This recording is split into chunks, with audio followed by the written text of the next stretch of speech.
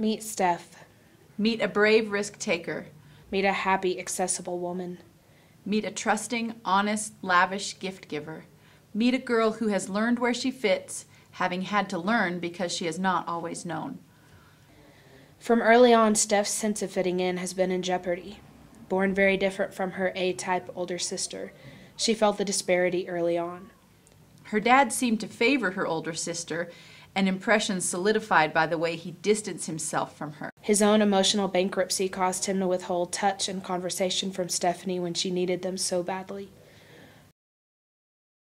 Her awareness of the lack came out in a drawing she did for the school counselor when she was 5. In the drawing, her dad is sitting down, reading a newspaper, in a minute square by himself. Her sister's a looming figure performing in a beautiful dress at the forefront. She drew herself in the far corner, peeking out from behind her mother, who is sitting in a chair off to the left.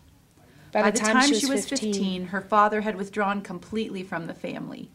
He seemed unable to provide for them on any level, and her parents went through a sad divorce. The effects of divorce are universally devastating. If you package them up in a sense of not measuring up and top them off with a morbid little bow of emotional neglect, you get a dark, confusing presentation. Stephanie began to seek out father figure after father figure with desperate pursuit. All of her decisions in life were based on what might make other people happy. She began to habitually stuff her true feelings to avoid confrontation and rejection at any cost, because she saw the effects of honesty in relationship. If you didn't like her, you might leave her. She developed a strong workaholic ethic as she strove to prove to the world that she was nothing like her irresponsible father. She most assuredly did not know herself. During this time, if you could have envisioned Stephanie as a stone set in a wall, you would have seen a soft, squishy lump of clay that accommodated other stones to a fault and did not know how to hold the space she was given to fill. Little by little, she became less of herself and more like those around her. So what can God do with a woman whose little girl heart is still sheepishly peering out from the corner, waiting to see if she fits or not? How can she get what she's lacking if she does not know how to ask for it? In His great flair and gentleness, God placed Stephanie right back in that spot in the picture to answer those questions. She developed cardiomyopathy, a serious heart condition, and then something miraculous took place for Stephanie. She was forced to become dependent upon people. She had to be cared for and watched over 24 hours a day for months. She had to learn how to ask for help. She had to learn to set good boundaries for herself. She had to be honest, as her life now depended upon it.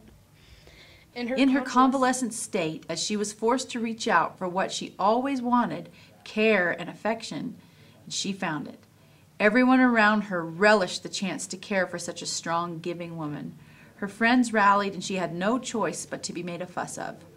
As men and women of God watched over her, she began to settle into a family that could really pour it out on her. In her time of need. Months later, Stephanie lost her job, largely due to the effects of the illness. One of the stated reasons for her dismissal was, "You just don't fit here." Those words have stung her in the past, but now she is using them as a knife to cut away the people-pleasing decisions she has made, as a mirror to remember who she was born to be, as a compass to guide her to where she does indeed fit. In her vulnerability, Stephanie has found her place, surrounded by a family. Now, if she sees herself as a stone set in a wall, she sees someone who fits in her space, someone who fills every inch of her space and doesn't morph for human expectation. Someone solid and beautiful who fits. Stephanie.